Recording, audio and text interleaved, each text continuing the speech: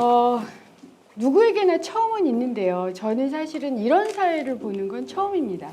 어쨌든 각자마다 사회를 보는 방법이 있고, 우선 제가 몇 가지 기준을 말씀을 드리겠습니다. 첫째, 저는 친절한 사회를 결코 보지 않습니다. 재미가 없어요. 그래서 좀 도발적이고 혹은 불온한 사회를 보겠다는 거고요. 두 번째로, 처음에 이 제목이 저자와의 대화였는데 좀 구닥다리 같다. 저자와의 썸 타기가 딱 맞겠다, 이런 생각을 좀 했었고요. 네, 세 번째로, 오늘 정말 5.18 세대와 2030 세대 두 분이 그렇습니다. 그래서 두 분은 밀당, 두 분의 썸 타기가 어떤지를 제가 이제 사회를 보기도 하고 관찰을 하기도 하고, 그다음에 여러분과 같이 얘기를 좀 해보기도 하면서 좀 진행을 하겠습니다. 그리고 이제 마지막으로 가장 중요한 건 사실은 이게 저자와의 대화라서 이 젊은 국가라는 책에 주목을 해주시고, 꼭 저자와의 대화가 끝난 다음에 한 권씩 사서 가주시기 바랍니다. 요즘 출판사가 굉장히 어려워요. 책이 안 팔려요. 그래서 왜 칼럼니스트 중에 목수정 작가라는 분이 있는데, 그분이 작년 겨울에 칼럼에 프랑스에서는 크리스마스 선물로 반드시 책을 선물한다 그래서 그렇게 칼럼을 쓰셨더라고요. 저 굉장히 놀랐어요. 그런 나라도 있구나. 근데 한국은 요즘 출판 사정이 아주 안 좋기 때문에 여러분께서라도 책을 한 권씩 꼭 사주십사, 이렇게 부탁을 드리고 이제부터 좀 시작을 해보겠습니다. 우선 젊은 국가까지를 저희들이 이제 얘기하기 전에, 젊은 국가를 쓰시기까지 박세길 작가께서 사실은 긴 여정을 좀 거쳐오셨습니다. 그 여정 중에 아마 바뀐 것과 바뀌지 않은 것이 있는 그런 이제 긴 여정을 보내왔고, 그 긴 여정에 대해서 우리 권지웅 씨가 어떻게 생각을 하는지, 혹은 제가 무차별적으로 질문을 드릴 겁니다. 어떻게 생각을 하시는지, 혹은 박세길 작가는 또 어떻게 생각을 하는지, 이런 얘기를 좀 처음에 시작해 보려고요. 아까 말씀을 드렸더니 참 별로 안 좋아하는 책이라고 하는데, 박세길 작가가 가장 유명한 책이 이겁니다. 다시 쓰는 현대사. 굉장히 낡은 책이에요. 1988년에 초판이 나왔고 굉장히 논쟁이 많이 불러일으켜진 책이고, 지금도 좀 팔렸던, 특히 박근혜 대통령이 당선됐을 때 꽤 많이 갑자기 또 다시 팔렸던 책이기도 합니다. 그래서 이 책에 대해서 좀 먼저 말씀을 듣는 것으로 시작을 좀 해볼까 합니다. 혹시 권 선생님, 권지웅 씨는 이 책 읽어보셨나요? 저는 이제 신입생 때 한 번 읽어봤는데 어떠셨어요? 잘 기억이 안 나요. 왜 잘 기억이 안 나요? 선배들이 하도 읽으라고 해가지고 억지로 읽었다는. 이게 그 당시 필독서였다고 해요. 저도 학교를 그 당시 다닌 건 아니었기 때문에 그 당시 필독서였다고 했는데, 어떻게 이 책을 쓰시게 됐어요? 일단 좀 먼저 양해를 구하고 싶은 것은, 제가 어릴 때 땀이 좀 많아요. 근데 오늘 또 자리가 굉장히 진땀을 빼는 자리라서 아마 여러분 보기에 좀 그럴 수도 있는 그런 모습을 어쩔 수 없이 보여드릴 것 같은데, 너그럽게 좀 이해를 해주시기 바라고요. 그럼 책은 잘 팔릴 겁니다. 제가 원래 역사를 전공하는 사람도 아니었어요. 그러니까 역사책을 꼭 써야만 하는 운명이 아니었다는 얘기죠. 그리고 뭐 평소에 글쓰기를 즐겨하는 사람도 아니었고요. 어떻게 보면은 좀 얼떨결에 엉뚱하게 이 책을 좀 쓰게 됐는데, 이제 86년도 그러니까 이제 전두환 군사정권 시절이죠. 그것도 거의 흔히 말하는 이제 막바지로 치닫던, 거의 이성을 상실해가던 시절인데, 말도 안 되는 엉뚱한 사건으로 구속이 돼서 인천 교도소에서 수감 생활을 하게 됐어요. 근데 이 수감 생활하면 또 우리 은수미 의원이 저보다는 비교할 수 없이 수감하고 말하자면 저희 세대로서는 거의 장기도 선생님이라고 말씀 좀 드릴 수 있는데, 그렇게 안 보이죠? 저는 잠시 있었는데 안에 들어가서 이제 거의 독방 생활 하다시피 하니까 평소에 할 수 있는 게 뭐겠습니까? 저 책 읽는 거잖아요. 근데 우연히 현대사 책이라고 말하기는 좀 어려운 현대사 관련 자료가 많이 들어왔어요. 좀 뭐 불온한 느낌이 드는 책은 아예 안 보내주잖아요. 그러니까 그냥 자료니까 그냥 저 교도소에서 허락을 했던 것 같아요. 근데 읽다 보니까 대충 1945년부터 53년, 그러니까 휴전 때까지 어떤 식으로 상황이 흘러왔는지가 가닥이 좀 잡히더라고요. 그래서 이거를 몰래 쓰기 시작을 했는데 요즘은 이제 지필이 다 허용되지만 그 당시는 지필은 허용 안 됐습니다. 이거 어떤 지필을 했냐면은 우유패 껍질을 벗겨요. 그럼 요만한 종이가 나오죠. 그 다음에 볼펜은 반입이 안 되고 볼펜芯만 살짝 누군가가 반입한 거를 얻어서 한 50장 정도로 이렇게 썼던 것 같아요. 아주 깨알같이. 이것을 이제 그 당시 막 넘쳐나던 그 양심수들 사이에 이제 막 배포를 했는데 엄청난 반향을 불러일으킨 겁니다. 저도 놀랐어요. 야, 이게 현대사라고 하는 이렇게 사람들 생각 일승을 바꿔내는구나. 그때 그 짜릿한 느낌, 충격. 이게 나중에 출소돼서도 영 지워지지 않더라고요.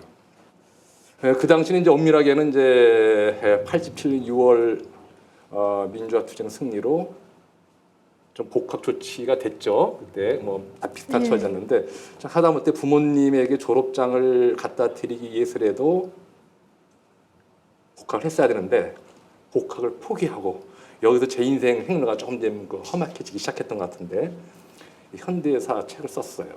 근데 처음에는 좀 소박한 의미에서 한번 전체 흐름을 정리해보자 하고 했는데 흐리하는 말로 대박이 난 거죠.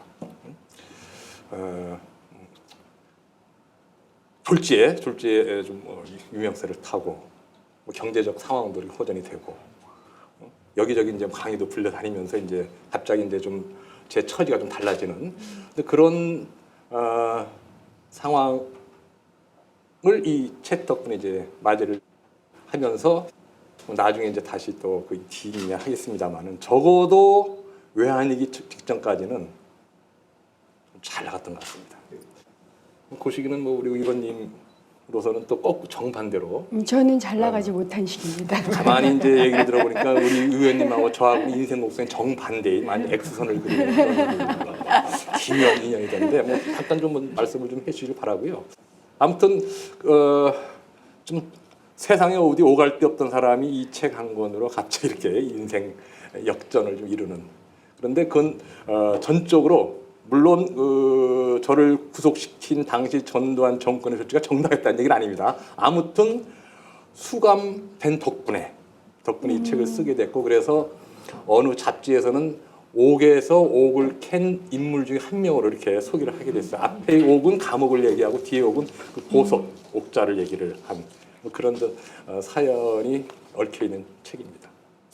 우리 사회의 그러니까 변화와 비교를 해보면 박세계 선생님은 딱 맞는 분이세요. 왜냐하면 1987년부터 1996년까지 한국도 영광의 10년이라고 불리는 시기거든요. 그때가 불평등도 가장 적었고 기억하실지 모르지만 X세대, N세대 이런 얘기가 되면서 젊은 세대들이 꿈과 희망으로 충만했던 그런 세대 시기였기도 했고 그다음에 그때가 뭔가 도전을 하면 성공이 상당히적으로 가능하다라고 생각되었던 시기이기도 하고요. 다른 한편으로 굉장히 위험한 시기이기도 했습니다. 왜냐하면 성수대교 붕괴나 삼풍백화점 붕괴가 맨 마지막 끄트머리에 나타났는데 박세계 선생님은 이제 어쨌든 성공의 기류를 타신 거고 저는 그때 감옥에 있었습니다. 그래서 저는 30대가 없이 보냈는데 저는 좀 그 위험한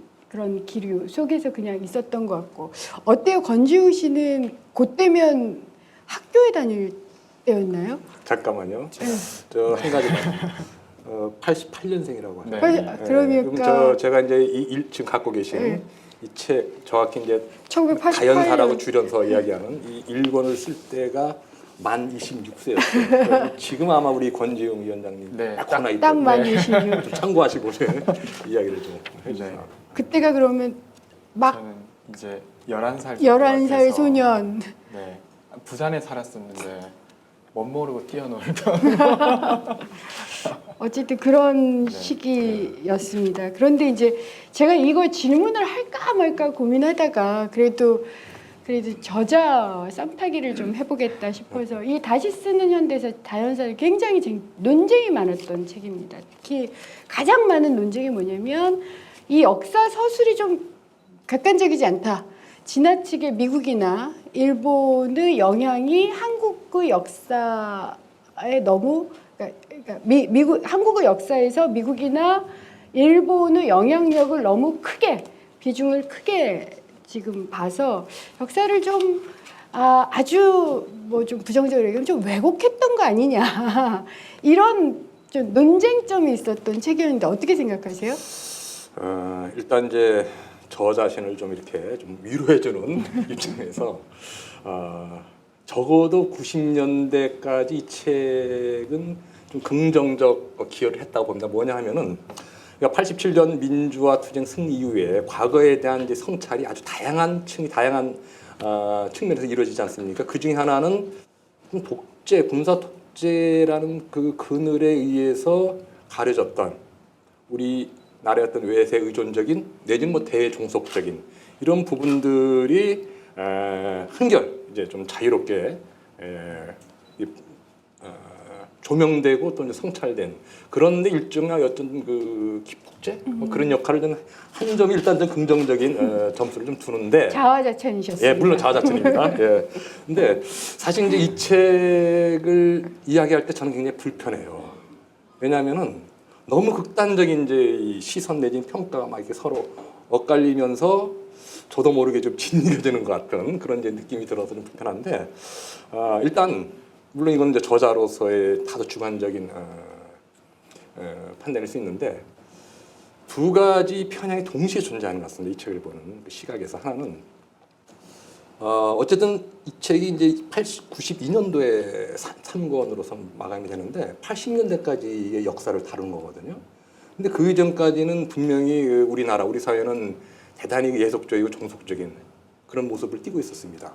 그 점을 어떻게 보면 좀 의도적으로 강조를 해서 부각한 측면이 있는데 이게 사실을 왜곡했다 내지는 뭐 그렇게까지는 저는 좀 보는 거 지나친 거 아니냐라는 첫 번째 시각이 있고 두 번 정반대의 또 편향이 있어요. 뭐냐면은 엄연히 80년대까지 다룬 책인데 여기서 드러내고자 하는 우리 사회의 어떤 모습이나 내지는 어떤 그 경향을 90년대 심지어는 2000년대 이후까지 그대로 또 연장해서 적용하려고 하는 정반대 편향이 있습니다.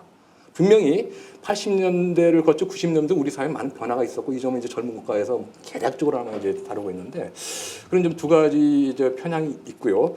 거꾸로 정반대죠. 이 책 자체 안에도 또 편향이 있습니다. 뭐냐면은 대단히 좀 예속적이고 좀 대외의존적인 그런 모습을 우리나라 우리 사회가 보여왔지만은 동시에 그것을 극복하기 위한 내재적 노력이 아주 다양한 수준의 다양한 형태 굉장히 치열하게 정리됐었거든요. 근데 그 점을 충분하게 반영을 못하고 있습니다. 이 책은 어떻게 보면은 간과를 하고 있거나 애써 무시하고 있거나 그래서 저는 그 점을 이제 보완하기 위해서 나름대로 좀 노력을 많이 했고 해서 이후에 나중에 이제 뭐 여러분 생소할 텐데 두 권째로 이렇게 책을 냈는데 나는 이제 균형 잡힌 시각으로 쓴다고 쓴 겁니다. 근데 전혀 안 팔리더라고요. 사람들이 보기 별로 재미가 없나 봐요. 어떤 짜릿한 맛이 없는지 아무튼간에 뭐 다른 물론 다른 한계나 약점이 좀 있겠습니다만은 아무튼 저 팔이 날렸어요. 그 점은 뭐 젊은과에서도 어느 정도 반영이 돼 있습니다만은 비록 전 운동권 출신인데 운동권이 관념적으로 생각했던 거와는 상당히 다른 방식으로 우리 사회 구성원들은 이 대의존성을 극복하고 자주적 공간을 확대하기 위해서 아주 피눈물 나는 그런 그 노래 과정이 있었거든요. 그 점을 제대로 인식하고 평가하고 반영하지 못한 것은 아주 전 굉장히 큰 약점이라고 이렇게 생각하고 그 점에 대해서 항상 이렇게 송구스러운 그런 그 자세로 사람들이 좀 대하고 있습니다. 저는 개인적으로 이 책을 다 읽었고요. 그다음에 이제 이 책의 내용에 다 동의하지는 못합니다만 저는 사실은 이런 생각을 합니다. 민주주의 사회에서 역사에 대한 다양한 관점, 다양한 접근이 자유롭게 이루어야 된다는 것이고 특히 민주주의가 살아나기 위해서는 역사, 우리의 과거를 박물관에 있는 어떤 미이라 같이 여기는 게 아니라 끊임없이 현재로 불러들여서 다시 한번 들여다보고 이런 관점도 있고 이렇게도 생각할 수 있구나. 이제 이런 질문이 있는 것이 민주주의 사회라고 한다면 그 점에서 저는 박세계 선생님의 책이 정말 많은 기여를 했다. 제가 개인적으로 비록 동의하지 못하는 면이 있다 하더라도.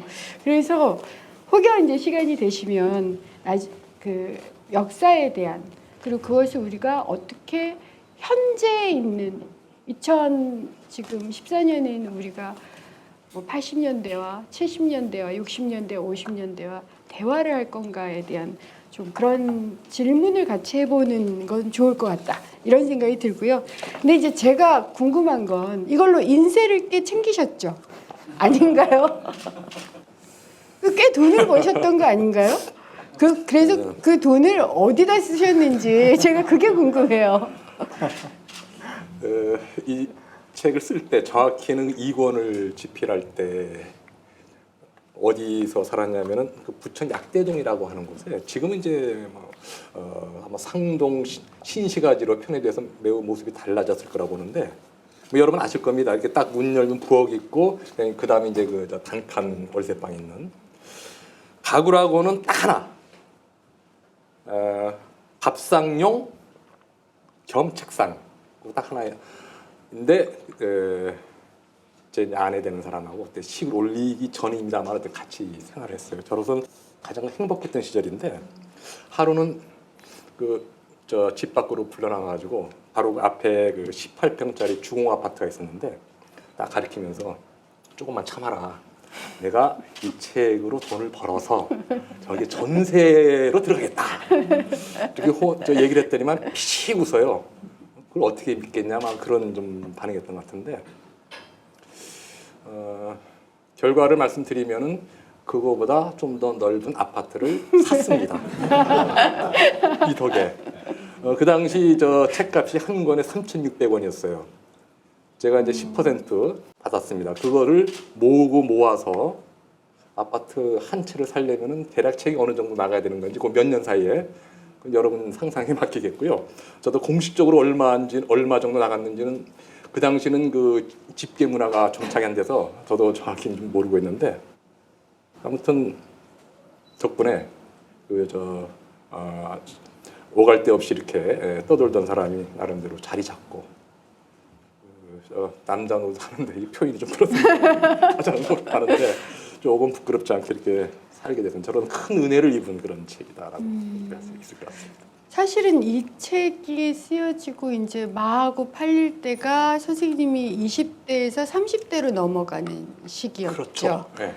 그러니까 지금 권지웅 씨가 조금 더 나이를 먹으면 이렇게 그렇게 되는데 사실 이렇게 어쨌든 자기가 원하는 것을 써서 젊을 때 자기가 원하는 것을 해서 일정하게 생계를 꾸릴 수 있는 이런 삶이 있었다. 네. 권지웅 씨는 어떠세요? 요즘 젊은이들의 입장에서 본다면 어떨까요? 물론 이제 박세계 선생님이 워낙 잘 팔리는 책을 쓰셨으니까 지금의 청년들도 그런 책을 쓴 친구들이 있다면 아마도 지금의 집을 매매는 모르겠습니다만 전세 정도는 할 수 있지 않을까 싶은데 뭐 나중에도 좀 이야기 드리려고 하는데 그 당시에 사회초년생이 사회에 진입하는 것과 지금의 사회초년생이 사회에 진입하는 건 달라진 것 같습니다.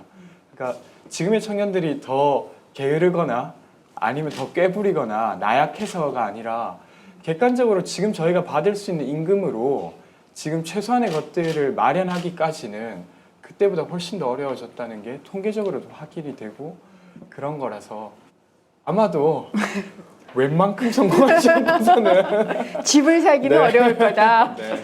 그럴 것 같습니다.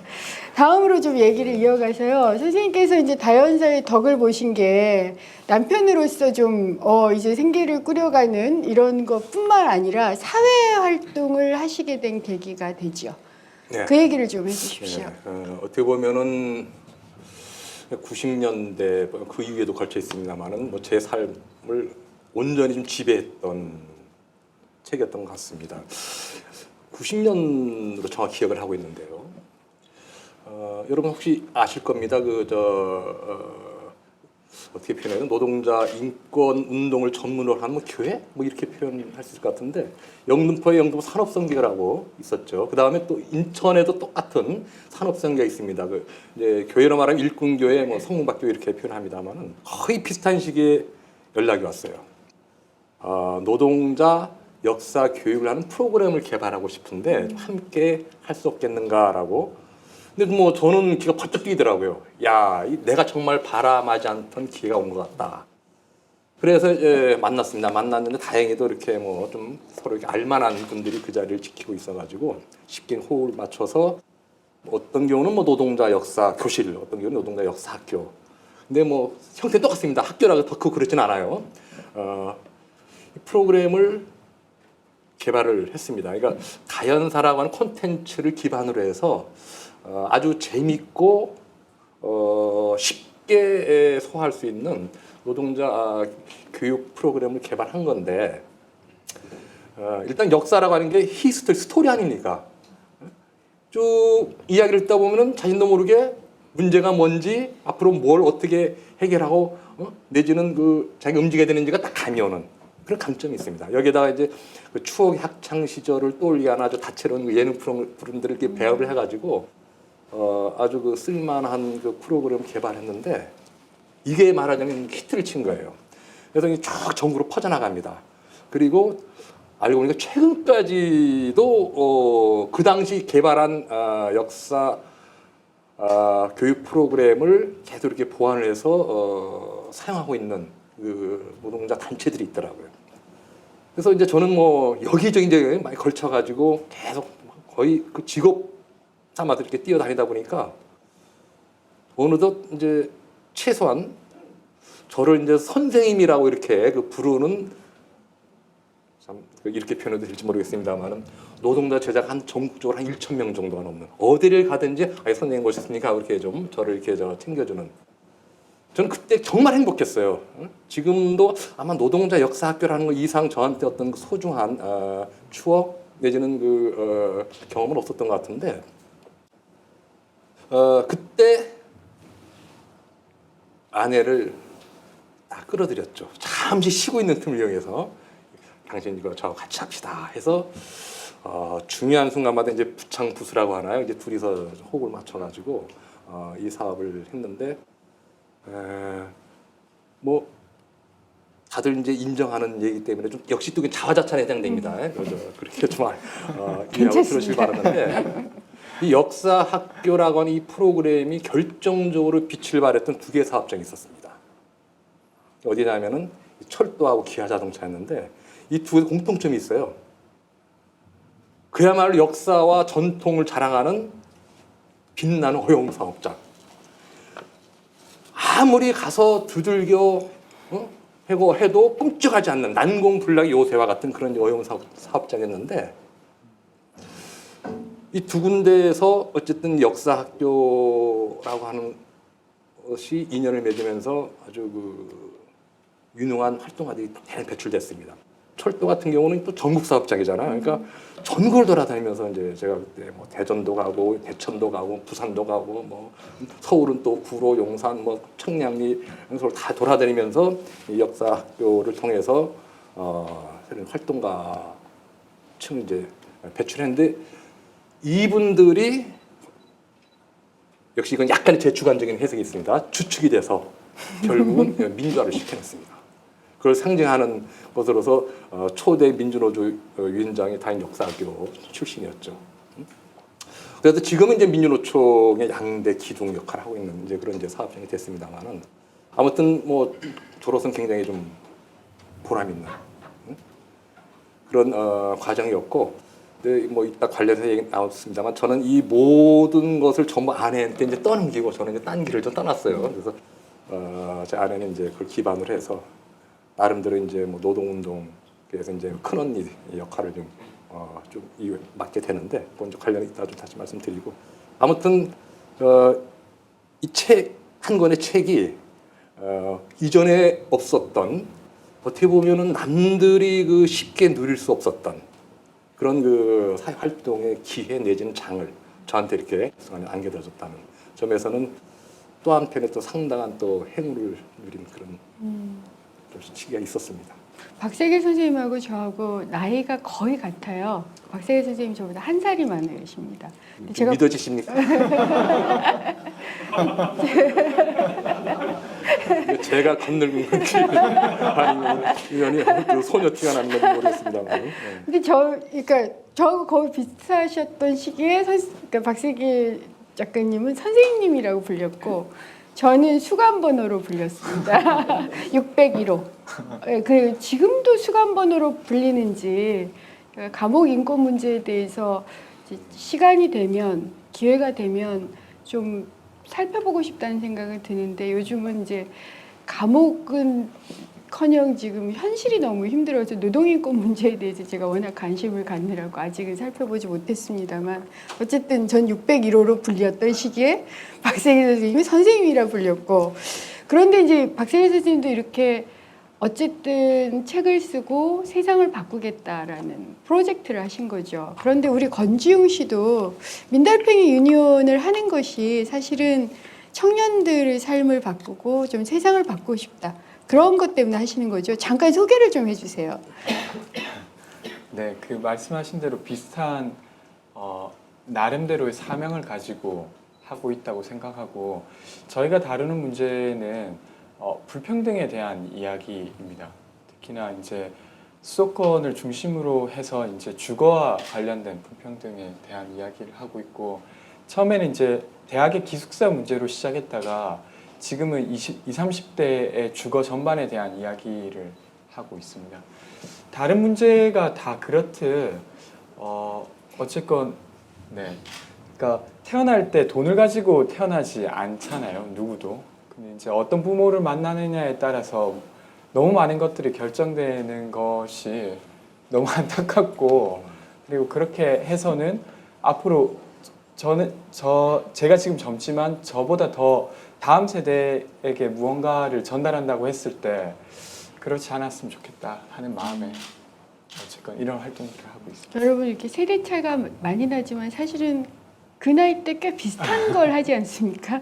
근데 저는 좀 가슴이 아픈 게 저도 이제 박세길 선생님처럼 세상을 바꾸겠다라는 생각을 하고 그때 사회운동을 했었는데 그때 저보다 어린 세대, 이제 앞으로 미래 세대는 우리와 같은 것을 겪지 말았으면 좋겠다. 그래서 노동인권도 좀 세우고 불평등도 없애고 그러고 싶다는 생각이 들었는데 오늘 권지웅 씨가 또다시 그 나이에 불평등과 인권의 문제를 가지고 다시 싸워야 되는 그래서 참 미안하고 부끄럽기도 하고 하지만 그러면서 함께 할 수 있게 되겠구나. 저는 사실은 우리는 어쩌면 나이 차이는 굉장히 많이 날지 모르지만 같은 목표를 가지고 함께 할 수 있지 않을까 이런 생각이 듭니다.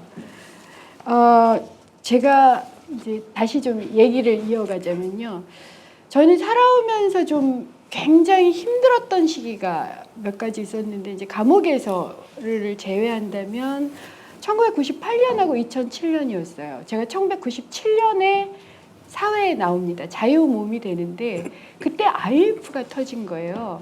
그래서 1998년에 오랜만에 친구들 5명하고 12월 25일, 제가 1998년 한겨울 12월 25일에 그 친구들 5명을 만났는데 다 남자친구들이었는데 다 해고가 됐습니다.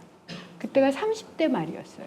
그러니까 아이들은 한참 클 때 중소기업을 다녔던 친구들이었는데 모두 해고가 된 상황이 저는 굉장히 이걸 그러니까 당혹스러웠던 저 역시 재학가림조차 하기가 어려웠던 시기였기 때문에 그게 한번 기억나고요. 그다음에 두 번째가 이제 2007년이었습니다. 2007년에는 뭐 박사학위도 따고 그래서 정규적인 직장을 가지고 있었던 시기였는데 2007년 광화문에 제가 있었는데 광화문 세종문화회관에서 6월 민주항쟁 20주년 기념 행사를 했었어요. 근데 제가 거기에 참석하고 있었던 게 아니라 그 건너편에서 비정규직 노동자들을 만나고 있었거든요. 만나다가 문득 도대체 이 비정규직 이렇게 어렵게 사시는 이분들에게 1987년 6월 민주항쟁이 무슨 의미였을까? 제가 참 그 많은 고민을 했었던 시기가 1998년부터 2007년까지였는데 좀 박세계 선생님도 좀 그 시기가 좀 그런 고민을 하셨다라고 알고 있어서 잠깐 얘기를 좀 해주십시오. 예, 어쨌든 보니까 또 시간도 많이 흐르고 해서 최대한 간결하게 말씀을 드려야 될 것 같은데 뭐 듣는 분 입장에 따라서는 저 사람이 뭔 또 이상한 얘기를 하나 이런 또 싶은 대목도 있을 겁니다.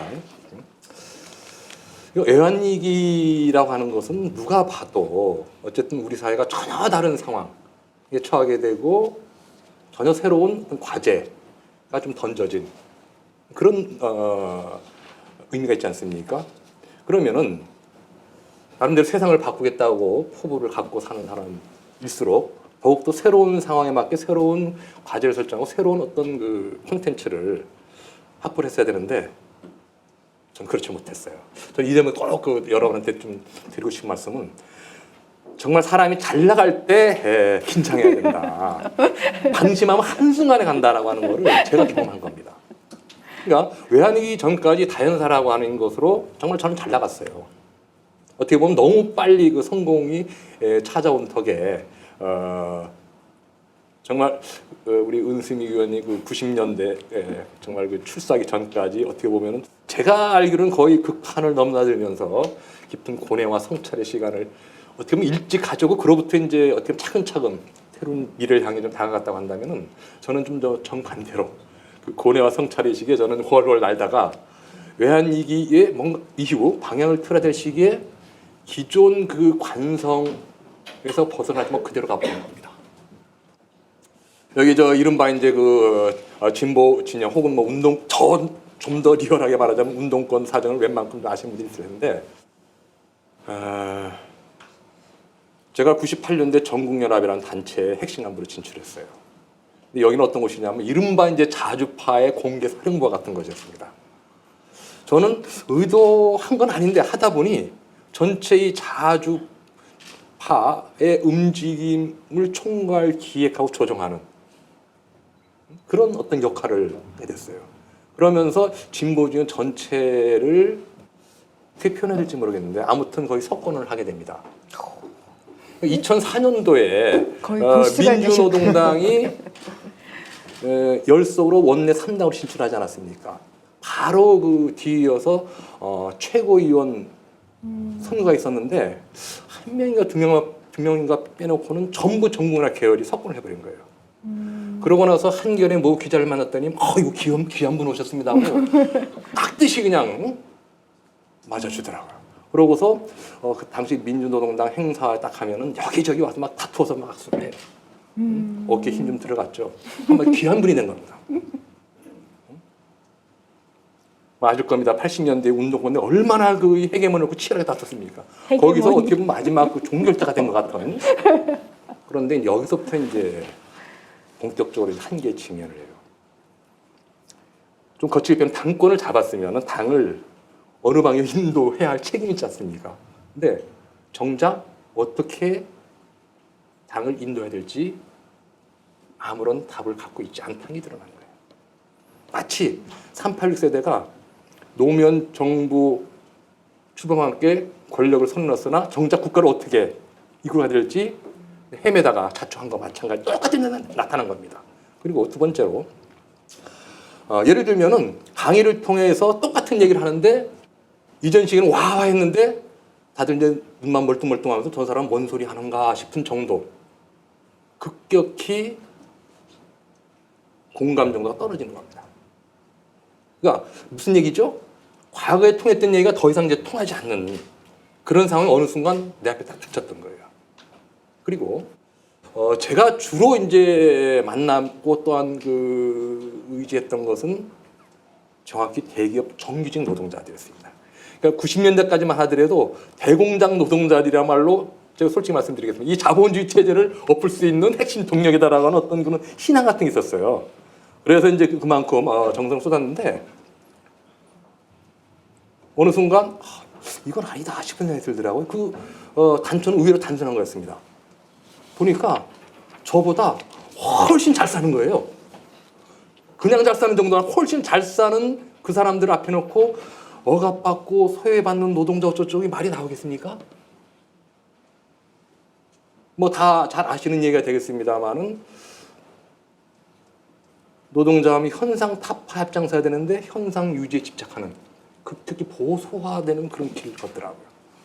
어떻게 이들을 믿고 세상을 바꾸지? 이 근본적인 흔들림이 이제 막 일어나는 겁니다. 그래서 야 이거 안 되겠다. 내가 이대로 가다가는 정말 저 흔히 말해 장사 미천 다 드러난 상태에서 그냥 쫄딱 망했다 싶어가지고 고심 끝에 그냥 연구소보다는 좀 규모가 큰 연구 단체를 하나 만들었어요. 새로운 사회를 여는 연구원이라고 줄여서 이제 새사연 그렇게 얘기를 하는데 이전까지는 저는 노상 노동자 농민 내지 청년 학생들과 함께 동고동락한다라고 생각했는데 알고 보니까 다 조직된 노동자, 조직된 농민, 쉽게 해서 운동권 안에 그 대중이었던 겁니다. 이것을 우선 먼저 깨자 해서 저희들이 생활인이라는 그런 표현을 좀 썼는데 운동 공간은 전혀 관계없는 심지어는 애써 거리를 두려고 했던 이 사람들을 그 회원으로 조직을 했어요. 그래서 말하자면 같은 틀 안에서 깊이 있게 지속적으로 만날 수 있는 계기가 됐는데 그때 좀 서러움 같은 걸 많이 느꼈습니다. 뭐냐면은 저는 이제 대학 들어가서 학생 운동에 뛰어든 이유 이제 운동권에 벗어난 적이 없는데 계속 운동권 길만 걸은 거예요, 쉽게 해서. 근데 이게 큰 약점처럼 이게 작용하더라고요. 물론 그럴 만한 객관적인 이유가 있었다 보는데 하여튼 뭐 감성적으로 굉장히 서러웠는데 더 심각한 거는 저는 원래 이제 새사연이라는 연구단체를 만들 때는 일종의 제 사고의 그 리모델링을 기대를 했어요. 원래 갖고 있던 제 사고 기둥 그대로 두고 벽을 허물고 좀 구조를 바꿔보자라고 하는. 근데 새사연 회원을 만나면서 결정적으로 깨달은 거는 세상이 지금 나한테 요구하는 거는 사고의 리모델링이 아니라 재건축이더라. 근데 그런 거 있죠. 낡은 것은 물러갔는데 새로운 것은 오지 않는 상황. 이게 한 사회도 그렇습니다. 지금 우리 사회가 그러지 않나 생각이 드는데 딱 그런 상황에 직면한 거예요. 그러니까 기존의 틀은 다 무너졌는데 새로운 틀이 마련되지는 않은. 그러니까 머리가 하얗게 변하는 판단이 안 서는 거예요. 근데 제가 제일 두려웠던 게 뭐냐면은 또 이제 좀 약간 좀 잘난 척을 하자는 말이죠. 이건 제 얘기 아닙니다. 주위에서 다연사 읽고 인생 행로 바꾼 사람이 수만 명이 된다 그렇게 얘기해요. 제가 물론 가서 이렇게 사려보진 않았습니다. 그리고 그 역사 학교라고 하는 내지는 그 역사 교실이라고 하는 이 프로그램 통해서 기천 명의 노동자들이 활동가로서의 삶을 선택을 해요. 그리고 뭐 이야기하진 않았습니다만은 언론에 굉장히 안 좋게 그 보도하는 제 인생 한 대목이 있는데 2001년도에 전국연합에서 9월 방침이라고 하는 한 문건을 채택을 해요. 이것은 그 당시 이제 정치 활동에 대한 일반적인 그냥 방침을 이렇게 소설한 건데 마치 이게 당 장악 음모론이 그 담겨 있는 거로 이렇게 이제 묘사되는데 그거를 거의 100% 제가 기술했어요. 그걸 놓고 이제 한 몇천 명이 또 5, 6년 또 이렇게 세월을 보냅니다. 그러니까 저도 모르는 일이었습니다. 제 안에 쉽게 해서 사람들을 홀리는 그런 어떤 그 재주 내지는 능력이 있었던 거죠. 근데 그런 능력이 잘못 사용된다고 한번 가정을 해보세요. 억지 논리에 근거해서 미사역을 동원해서 잘못 것이 표현되고 전달된다고 했을 때 얼마나 많은 사람들의 인생을 망가뜨리겠습니까? 얼마나 많은 또 해악을 이 사회에 미치겠어요. 여러 가지 요인들이 복합적으로 작용을 해서 저로서 뭐 더 이상 선택할 여지 없는 그런 상황으로 몰리긴 했습니다만 아무튼 결정적으로 내가 그냥 이 자리에 그대로 있다가는 죽어서도 욕먹는 역사의 사기꾼의 전략이구나. 저는 그 두려움 앞에서는 더 이상 버틸 수가 없었어요. 그래서 결국 다 접고 포기하고 관계 다 끊고 치약산으로 들어가고 말았습니다. 이게 앞서 그 말씀하신 2007년도였어요. 그러면서 이제 완전히 세상과 그 단절된, 고립된 상태에서 이제 새로운 성찰과 탐색의 시간을 보내게 됐는데 이제 서서 이제 젊음과 지필을 많이 다가고 있습니다. 네. 여기까지 이렇게 가요. 예. 근데 그 2007년이면 건지웅 씨는 이제 대학에 들어가는 아, 시기였나요? 그러네요. 예, 그러면 대학 생활에서 이런 좀 깊은 반성이나 혹은 놀라움이나 네. 그런 기억이 좀 있으세요? 그 약간 완전히 똑같진 않지만 저도 조금 비슷하게 느꼈던 게 있었던 것 같은데요. 그러니까 제가 처음에 대학에 들어왔을 때 이제 그때도 학생회를 두고도 운동권, 비권 이런 게 되게 명확했고 선배들의 이야기를 들으면 어쨌건 90년대 이후로 운동권이 쇠퇴하고 있다. 그리고 거의 마지막쯤 이렇게 존재했었는데 근데 이제 또 사람 좋은 선배들이 또 운동을 하고 계셨고 그래서 그분들의 이야기를 들었고 그 사람들의 어떤 생각이나 이런 것들이 실제로 제 동기인 친구들에게는 전달되지 않았던 것을 저는 그 과도기적으로 봤던 것 같아요. 그러니까 실제로 제가 있을 때도 지금 운동을 하시는 분들은 지금 민족 문제나 자본 문제를 가지고 이제 공부를 같이 했고 그리고 그걸 계속 염두에 두고 살아갔지만 정작 학생들한테 이야기하지 못하는 이런 괴리가 학교 내에서도 존재했었던 거죠. 그래서 그 이야기를 들으니까 그런 생각이 좀 들었습니다. 뭐 서 있는 위치도 다르고 경험 다른 합니다만은 어떻게 보면은 똑같은 어떤 한계를 서로 다른 위치에서 좀 주목하지 않는가는 뭐 느낌도 좀 갖게 됩니다만은 어떤 저로서는 뭐 굉장히 좀 절박했던 그런 좀 순간이었습니다. 제가 모든 걸 포기하고 버릴 정도였습니다. 저는 선생님 말하신 리모델링이 아닌 재건축이었다라는 얘기가 가슴에 와닿는데요. 사실은 세상은 제가 이제 1998년 이후 한 2000년대까지 쭉 보면 너무 많이 바뀌었는데 소위 좀 세상을 바꾸자는 열망을 가진 사람들은 계속 70년대나 80년대나 90년대의 행동, 문화, 그다음 언어를 많이 쓰더라고요. 저도 오랫동안 사회와 거리를 두고 있었기 때문에 그러니까 새롭게 다시 나가니까 그게 저조차도 익숙하지가 않은데 과거에 같이 뭐 알고 있었던 사람들이 굉장히 진정성도 있고 열심히 노력을 하는데 사실은 세상에 적응하지 못하는 혹은 사람들이 어떻게 사는지 잘 알지 못하는 이러한 좀 서로 간극이 꽤 많이 있었던 시기가 1997년 이후 10년이 아니었는지. 그래서 진보적인 정당운동이나 개혁운동을 굉장히 열심히 했으나 사실은 그다지 성공하기가 어려웠던 그런 시기가 아니었나 이제 이런 좀 생각이 들고요. 이제 젊은 국가로 좀 넘어가 보겠습니다. 그 전에 사실은 선생님이 책을 많이 가지고 나오시고 그 사이에 이런 책을 쭉 쓰셨어요. 그런데 아까도 말씀드렸지만 별로 인세를 벌지는 못하는. 하지만 아마 이 책들이 지금은 설명을 못 드리겠으나 선생님이 좀 삶을 바꿔나가는 아마 과정들이었을 거다. 그리고 저는 선생님이 좀 행운이다. 어떻게 책을 쓰면서 삶을 바꿔나가는 자기 여정을 담는 사람은 참 드물잖아요. 우리 일기도 쓰기 힘들거든요. 너무 힘들고 피곤하고 취업하기도 힘들고 취업을 해도 거기서 돈 벌기도 힘들기 때문에 사실은 글을 쓰거나 책을 쓰거나 뭐 혹은 감성을 불러일으키는 게 이제 힘든데 그 면에 있어서 선생님이 좀 행운이시지 않았을까. 전적으로 예.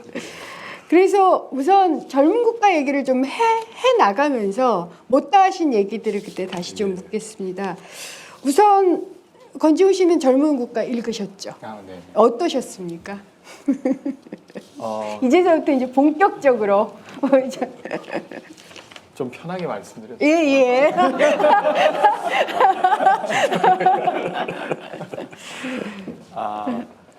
일단 첫째로는 그 최근에 이제 젊은이라는 뭐 아니면 세대 이런 걸로 책들이 나오는 것 같습니다. 최근에 세대 전쟁이라는 책도 나왔고 그리고 이어서 제가 본 책은 젊은 국가라는 책이었는데요. 그러니까 어쨌든 이 시대의 흐름을 그 두 책 다 기성세대가 쓰셨던 거고 심지어 88만 원 세대도 그랬죠. 근데 어쨌든 지금 자리를 잡고 계신 분들이 이야기를 꺼냄으로써 이게 사회적 화두로 되는 것들, 그리고 거기에는 되게 따뜻한 시선들이 있는 것 같습니다. 그 저자분들의 고민이나 아니면 내가 좀 더 했어야 되진 않았는지 이런 것들이 다 묻어나오는 것 같아서 사실은 그런 면에서 되게 반가웠습니다. 처음에 딱 제목을 듣고 연락을 받았을 때 또 한 분의 누군가가 이 고민을 이제 또 시작하셨구나 이런 생각이 들어서 한편으로 반가웠는데 근데 계속해서 그러니까 약간 제가 모순된다고 느끼는 건 이런 겁니다. 그 지금 책에서도 이제 진짜 되게 더 도발적으로 5, 60대 이제 비켜라.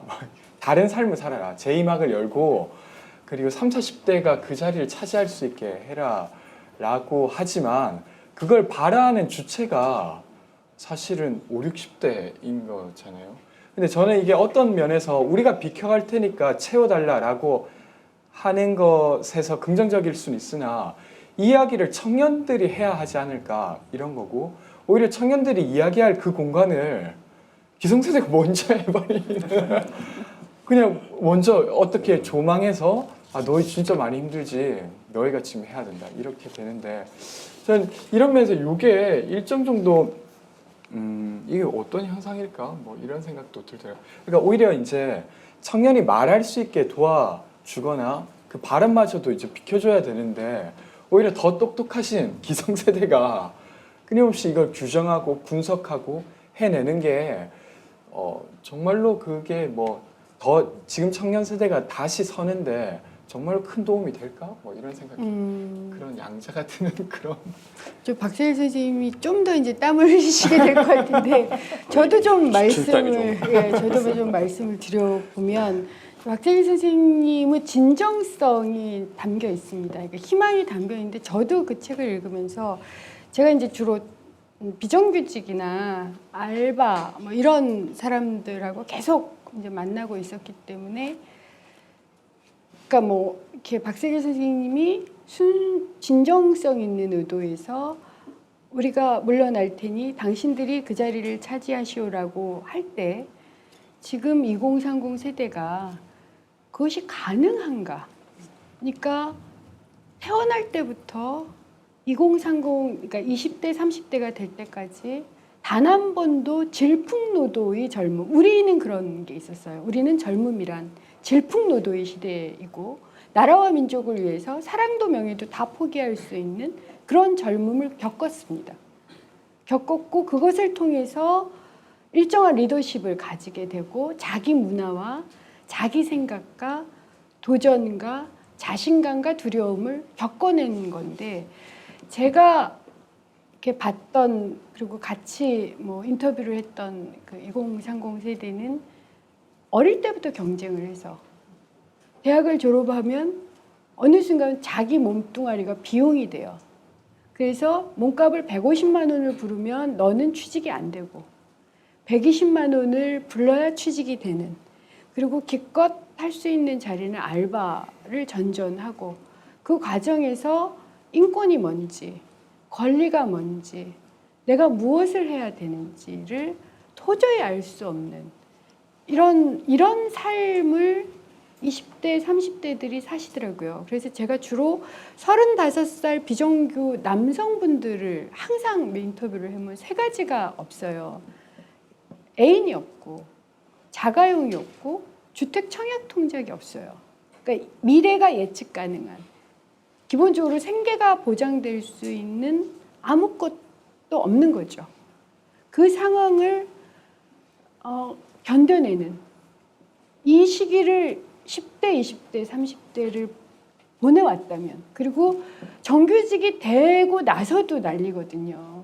언제 해고될지도 알 수가 없고 이렇게 살아온 사람들에게 젊다라고 얘기할 수 있는지 그분들이 과연 젊음을 겪었는지 젊은지 그리고 사실은 현재와 미래를 열 수 있는 리더십을 가질 조건이나 그런 것을 보장받았는지 그래서 저 역시 이제 비슷한 질문을 하게 돼요.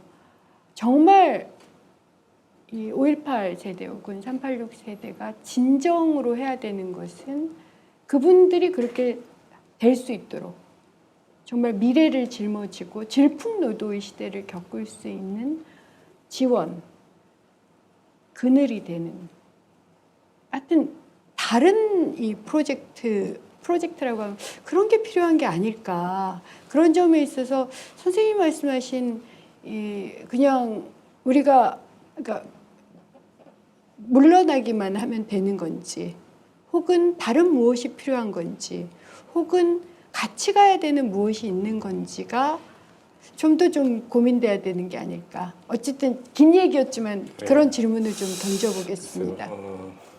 먼저 이 책을 좀 쓰면서 그러니까 저 어떻게 이렇게 하다 보니까 남들 저 현장에 고생할 때 정말 저는 이렇게 어떻게 보면은 한적한 곳에 이렇게 좀 처박혀서 사색하고 쓰고 그리고 또 그 다음 단계로 가는 과정을 요만큼 밟았습니다. 그 맨 위에 젊은 코가 있는데, 근데 요 층층이마다 좀 사고 틀이나 내지는 각도에서 일정한 변화가 좀 있었던 것 같아요.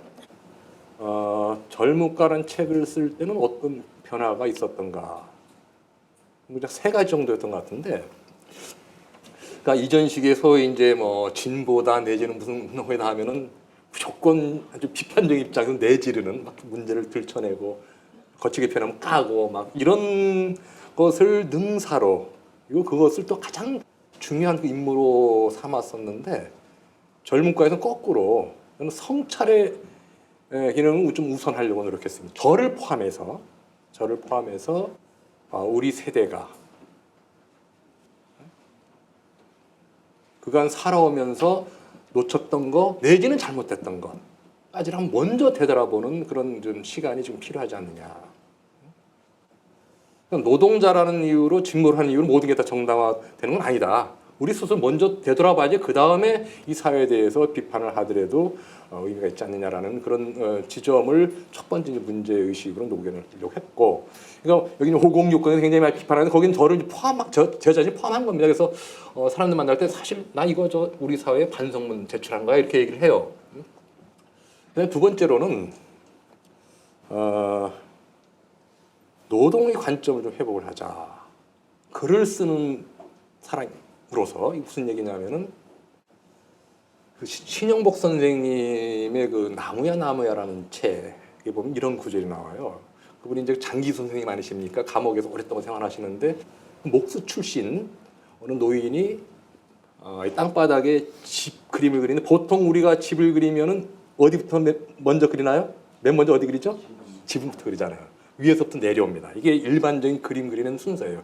근데 그분은 밑에서부터 그리더라는 겁니다. 주춧돌 그리고 기둥 그리고 뭐 석가래 그리고 뭐 지붕 그리고 일하는 순서대로 그림을 그리는 거죠. 그 장면을 보고 굉장히 그 충격을 많이 받으셨다고 신영목 선생님이 고백을 하시는데 제가 여기서 말씀드리고 싶은 것은 그 장면에서는 주춧돌부터 그림을 그리지만 엄밀하게 말하면은 주춧돌 놓기보다 먼저 해야 되는 작업이 있죠. 집을 짓기 위해서. 뭘까요? 터를 자꾸 고르는 일 아닙니까? 만약에 이 터가 머지않아 이렇게 확 가라앉거나 내지는 물이 고일 거다라고 하면은 이거 그대로 집중 큰일 나죠. 나중에 붕괴 사태가 벌어집니다. 대형 참사를 피할 수 없어요. 그러니까 저는 복지국가라는 집을 짓기 앞서 대한민국의 이 터가 온전한가, 그냥 집을 줘도 무방한가 이거를 먼저 살펴보자. 그랬더니만 결론은 지금 빠르게 늙은 국가로 전락을 하는데 이 상태에 그대로 집을 지면은 대형 참사를 면하기 어렵다라는 거를 어쨌든 이제 먼저 문제의식을 한번 담아내보자라는 게 두 번째 있었고요. 세 번째로는 그동안은 어떤 강박관념에 시달렸냐면은 제가 뭔가 답을 주어야 되는, 그리고 많은 독자들은 그걸 또 바라는. 이번에 딱 이렇게 냈더니 기대했던 삼박한 답이 안 나왔네요. 그래요. 근데 저는 그렇게 얘기를 했습니다. 왜 누군가가 답을 주기를 앉아서 기다리느냐. 사람들하고 더불어 함께 만들어가는 것이 답이다. 다만 작가가 할 수 있는 일은 마치 그 반찬만 때 그 반찬 재료죠. 재료 건네주는 생각할 거리, 함께 토론할 거리, 그다음에 함께 콘텐츠를 만들어가는 거리를 제공해주면 그것으로서 최선이다. 거기 일자 충실하자. 그리고 그 다음은 함께 답을 찾아나가자라고 하는 이제 어떻게 보면 이전의 저술 작업 때와는 좀 사뭇 다른, 어떻게 보면은 좀 저를 좀 최대한 낮추기 위해서 노력을 했다 뭐 이렇게 표현을 할 수 있을 텐데 좀 그런 맥락에서 이제 이 책을 썼는데요. 좀 세대 문제에 이걸 적용하자면 이런 겁니다. 제가 말이 조금 길어졌는데 이 책은 결코 어떤 세대 문제에 대한 답을 얘기하는 게 아닙니다. 그리고 또 2030 세대만을 겨냥해서 또 이야기하고 있지도 않아요. 어떻게 보면 세대 문제는 이제 모든 세대에 걸쳐서 다 제기되고 있고 또한 그 함께 고민하고 풀어야 이제 그 과제다라고 하는 것으로서 이제 좀 제기되고 있는데 좀 제 식대로 답변을 좀 드릴게요. 엄밀하게 말해서 각 세대마다 다른 그 받아들이는 각도가 다 다를 거라고 봅니다. 혹시 50대에 계십니까? 50대 이상. 예, 의외로 제가 보기에는 좀 조금 그 윗세대 분들이 오셔가지고 한편으로는 제가 마음이 좀 푸근한데요.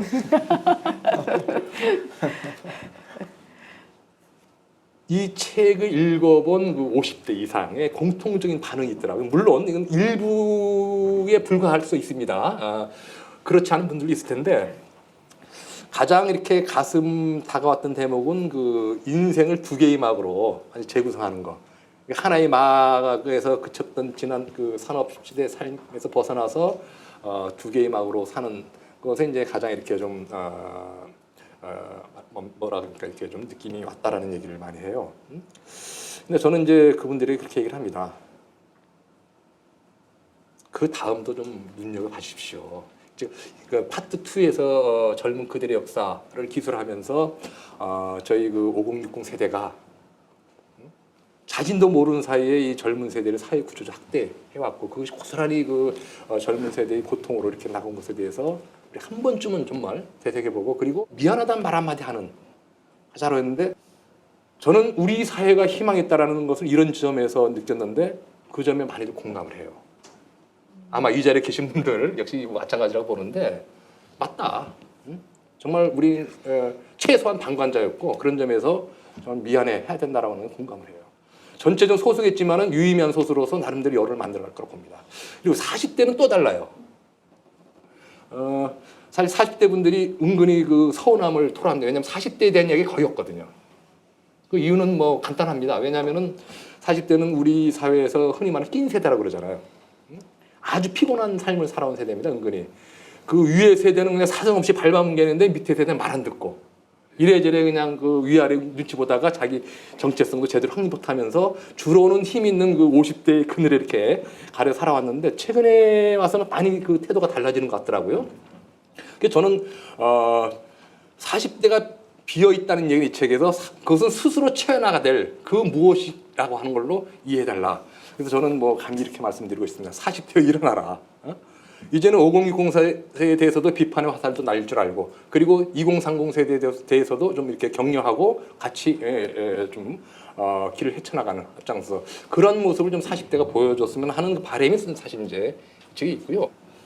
2030 세대는 사실 마지막일 수 있다고 봐요. 그러니까 5060 세대가 뭔가 한번 돌아보고 새로운 어떤 그 함께 살 길을 찾아 나가려는 최소한의 그런 그 성찰의 모습을 보여주고 여기에 40대가 적극적으로 뭔가 그 새로운 흐름들을 만들어 가려는 그런 의식 노력 보일 때 저는 그때서야 2030 세대는 뭔가 문제가 풀릴 수 있겠구나라고 하는 희망을 가질 수 있지 않겠냐. 제가 2030 세대에게 2030 세대를 만나온 바에 따르면은 죄송합니다만 5060 세대에 대한 그 불신과 냉소가 상상을 초월할 정도로 참 극에 달해 있습니다. 제 아들이 고등학교 3학년입니다만은 어쨌든 20살이에요. 야 너도 2030 세대 아니냐? 너 5060 세대에 대해서 어떻게 생각하냐고 좀 물어봤더니만 따로 살았으면 좋겠어요. 그래. 이게 뭐 가능하냐 아냐를 떠나가지고 그 정도로 하는 겁니다. 이런 상태에서는 말이죠. 이 세대가 서로 소통해서 협력해서 함께 살 수 있는 모색할 거를 기대하기는 원천적으로 어려움이 있죠. 이건 윗세대부터 깨줘야 됩니다. 그래서 저는 사실 이제 2030 세대를 중심으로 이 책을 썼습니다만 이유는 간단합니다. 믿자는 거예요. 우리 기성세대들은 젊은 세대의 가능성에 대해서. 그리고 젊은 세대는 제가 원하는 건 딱 하나입니다. 당신들이란 미래 주역인 만큼 한번 제대로 한번 준비해보자. 과거 386 세대는 노무현 정부 때 권력 핵심부에 진출했습니다마는 결국 제대로 준비하지 못함으로 인해가지고 참담한 실패를 맛봤습니다. 그 실패를 반복하지 말자라고 하는 그런 이제 메시지를 암묵적으로 깔고 있는 겁니다. 그래서 이러한 것들이 얼마나 정확하게 제때 이제 받아들여질지는 저로서는 지금은 장담하기 어려워. 좀 상당한 좀 과정과 시간과 노력이 좀 필요하지 않나 싶은데 좀 그 질문한 거는 조금 좀 약간 좀 그 각도가 좀 다를 수 있겠습니다만은 제가 이제 그 책을 쓰면서 좀 저자니까요. 쓰면서 녹여내려고 했던 것은 이런 건데 가만히 이렇게 얘기를 들어보니까 이거는 이제 저의 뭐 한계 내지는 뭐 부족합니다만은 그런 문제의식들이 이렇게 충분하게 여기 담겨져서 반영됐는가는 뭐 저도 한번 되돌아봐야 될 점이 많이 있는 것 같습니다. 조금 길어졌는데 그 정도로 일단은 말씀드리고 그 다음 저는 선생님 책이 아까 꺼리를 던져 주신 게 맞아요. 그래서 저도 이제 이 책을 처음부터까지 다 읽으면서 내가 왜 이 책에 동의하지 못하는 지점이 있나 이제 그 말씀을 제가 드릴 텐데 아까 이제 권지웅 씨는 2030 세대의 입장에서 이걸 우리가 어떻게 할 건지를 계획하고 얘기할 수 있어야 되는데 그 담론마저도 그러한 얘기마저도 사실은 5060 세대가 얘기하는 거 아니냐라고 말씀하셨는데 거꾸로 5060 세대의 입장에서는 어떤 문제가 느껴지느냐면 아까 제가 1998년에 중소기업에 다니고 있었던 저희 친구 5명이 다 해고가 됐다고 말씀드렸잖아요. 그게 30대예요. 그리고 그 이후에 5060 세대들이 어떻게 살았을까를 제가 추적을 했었습니다. 이게 통계적으로 어떻게 나오냐면 2010년 정도에 한국에서 10년 이상 근속할 수 있는 한 직장에서 근속할 수 있는 사람이 16%밖에 안 됩니다. 정년퇴직, 그때 58세 정도의 정년퇴직할 수 있는 사람이 5% 정도예요. 그러니까 결국 나머지는 지금의 2030 세대처럼 비정규직이나 알바나 하청이나 뭐 하여튼 이런 식으로 돌아가면서 살고 거기서 이제 간신히 집 한 채 가지고 이 집값이 안 떨어지기를 바라면서 교육비와 뭐 생활비를 감당한 사람들이 저는 또한 5060의 대부분이다. 그렇다면 전하 선생님이나 한국에서 꽤 괜찮다라는 대학을 나왔잖아요. 결국 386 혹은 그런 얘기를 할 수 있는 사람은 5060의 일부, 그것도 일부라는 거죠. 그런 점에서 저는 혹여 우리가 사실은 저희가 대학에 들어갔을 때 대학에 들어가는 퍼센테이지가 20%이고요. 지금 대학에 들어가는 경우가 75%에서 80% 정도가 돼요. 그러니까 소수가 대학에 들어가서 386 세대라는 말을 만들어냈고 그 사람들이 일정하게 오피니언 리더든 뭐 파워를 가진 사람들 이렇게 됐고 바로 그 사람들이 반성문을 쓰고 있는 건데 이걸 혹여 세대 전체의 문제로 확장하고 있는 건 아닌지 또 전 되돌아봐야 된다.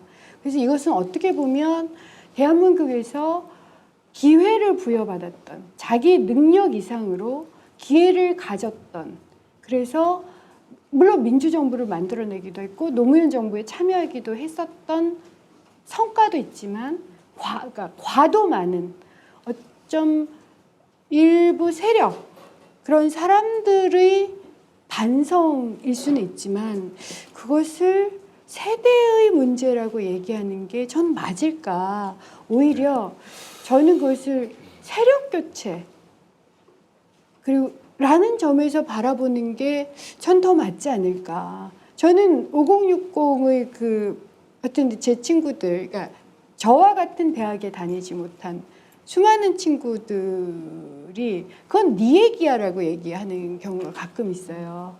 그래서 그런 걸 볼 때 그런 점에서 선생님의 책을 읽으면서 이걸 세대 문제라고 보는 게 맞는 건지, 대한민국에서 어쨌든 뭐 원튼 원하지 않든 기회를 부여받고 어쨌든 여기까지 대한민국을 오게 하는 데 있어서 많은 또한 책임을 져야 되는 사람들을 자기 성찰로 봐야 되는지도 좀 봐주셔야 되는 게 아닐까.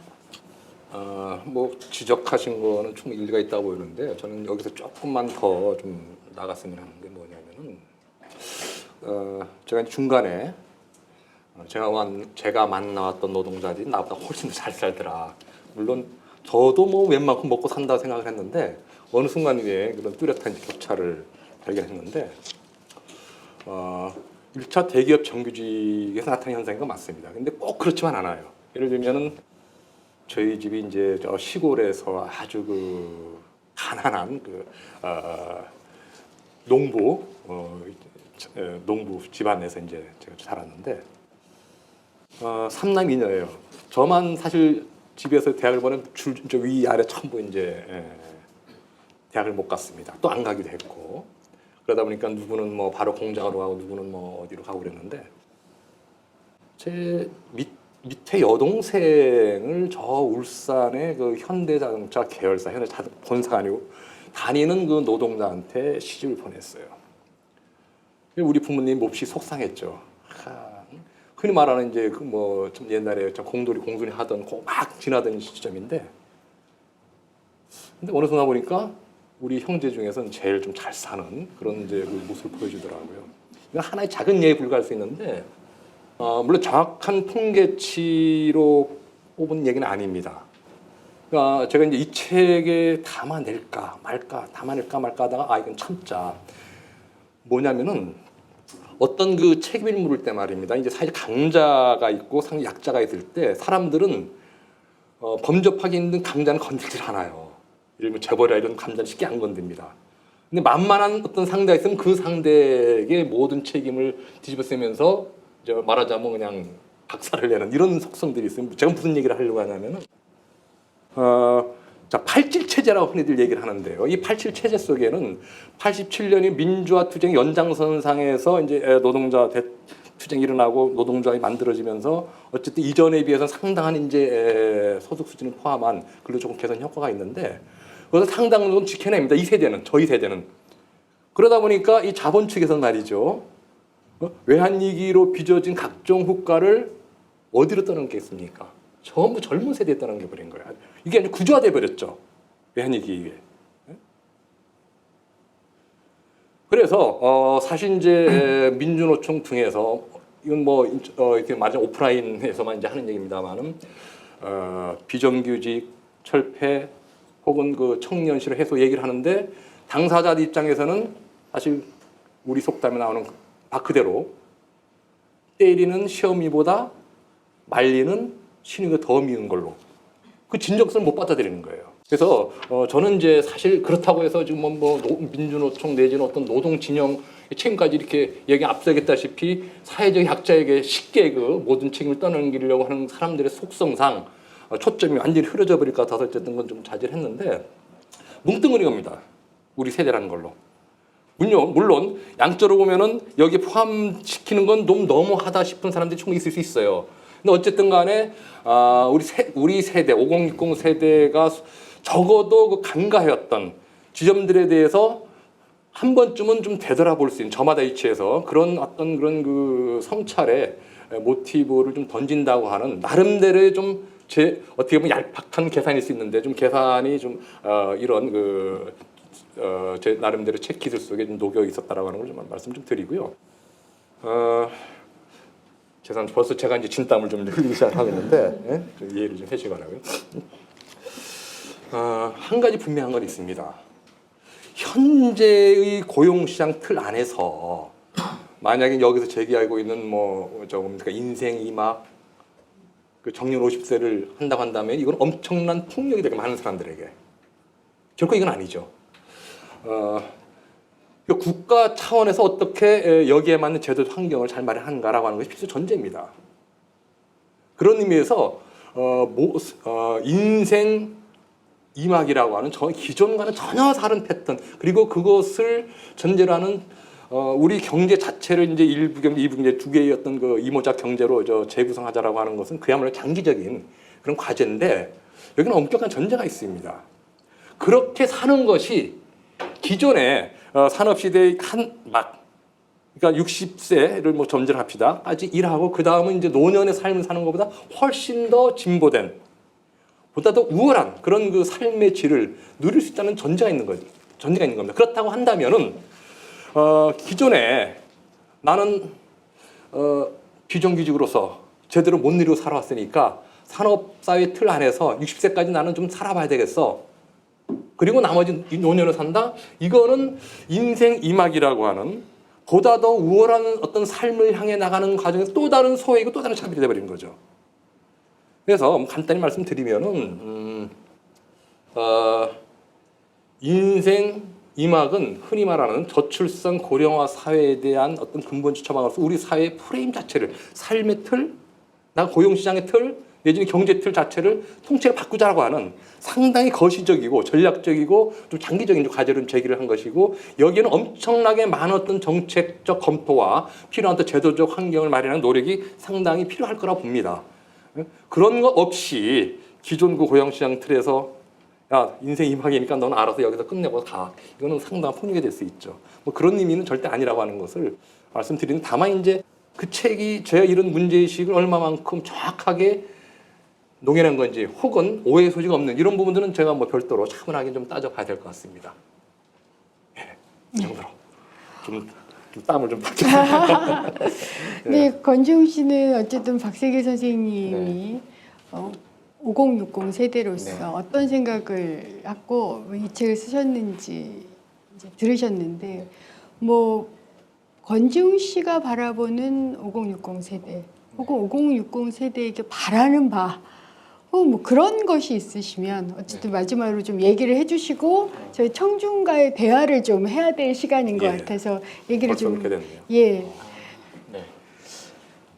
사실 저는 특히나 주택 문제와 관련된 활동을 하다 보니까 그 접점에서 많은 현장들을 봤던 것 같습니다.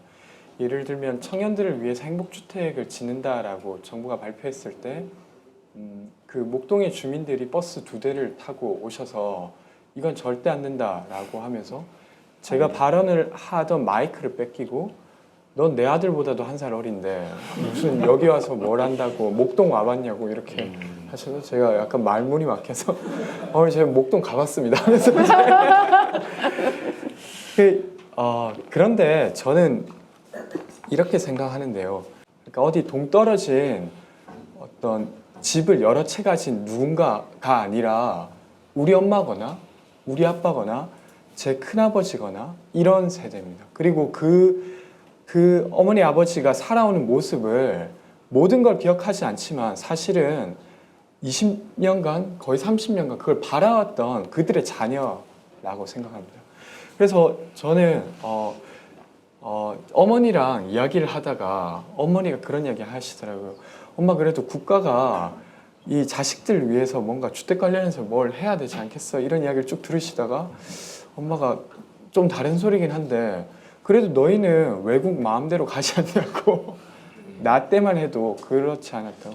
그러니까 이게 저희들의 목소리가 혹여나 저희 어머니 아버지 세대에게는 그들의 어떤 노고나 혹은 아니면 그들의 어려움이나 희생을 마치 잊어버린 듯한 그런 불안을 가지시는 것 같아요. 근데 제가 드리고 싶은 말은 저희가 청년들의 이야기를 하는 건 저는 그 부모 세대의 어려움을 몰라서가 아니라 그걸 잊고자 하는 게 아니라 그것들을 존중하고 그것들을 알고 있는데 저희가 바라는 되게 보통의 삶, 그러니까 부모님이 살아왔던 그 보통의 삶이 너무 어려워진 것을 함께 풀자는 이야기입니다. 예를 들면 어떤 이야기냐면 그러니까 사실 부모님 세대에게 그 집이라고 하는 건 그 삶의 전부잖아요. 그 모든 돈을 다 모아서 겨우 집 한 채 마련했는데 갑자기 옆에 기숙사가 들어선다고 해가지고 소문이 흉흉하게 한 1억씩은 떨어질 거다 이러면서 이성적 사고가 힘들죠. 근데 저희가 이야기하는 건 이런 건데요. 그 부모님 세대에게 그 4억짜리 집을 유지시켜서 첫 번째 자식에게 그 집을 물려줘서 자식에게 무언가를 해줄 수 있을지 몰라도 지금대로라면 두 번째 자식은 어떻게 할 거냐 이런 것입니다. 그러니까 저희가 청년으로서 이야기하는 부분은 집값이 떨어져서 지금 기성세대가 가지고 있는 자산이 낮아졌으면이 아니라 개별 가족들이 주거 문제도 해결하고 의료 문제도 해결하고 이렇게 개별 자산 중심으로 가족 중심으로 이 문제를 해결하고 있었던 이전이 아니라 이제는 이것을 좀 국가 차원에서 같이 해결할 수 있는 국가 중심의 복지 체계를 만들자고 하는 게 저는 지금 2030 세대가 이야기하고 있는 것의 본질이라고 생각합니다. 그래서 그 본질을 가지고 생각한다면 저희는 5060 세대를 배척하자는 게 아니라 그러니까 개인으로 모든 걸 해결해야 되는 혹은 아니면 한 가족이 모든 걸 해결해야 되는 게 아니라 이걸 좀 공동의 문제로 만들어 보자. 더 크게는 국가의 문제로 만들어 보자 라고 하는 이야기를 하고 있다고 생각하고 그래서 큰 의미에서 막 이렇게 다른 이야기를 하고 있지 않다고 이해해 주셨으면 하는 게 있습니다. 그러니까 저희보다 앞선 세대 분들이 더 어려워지셨으면 좋겠다 이런 얘기 절대 아니다. 그러니까 그런 이야기. 예.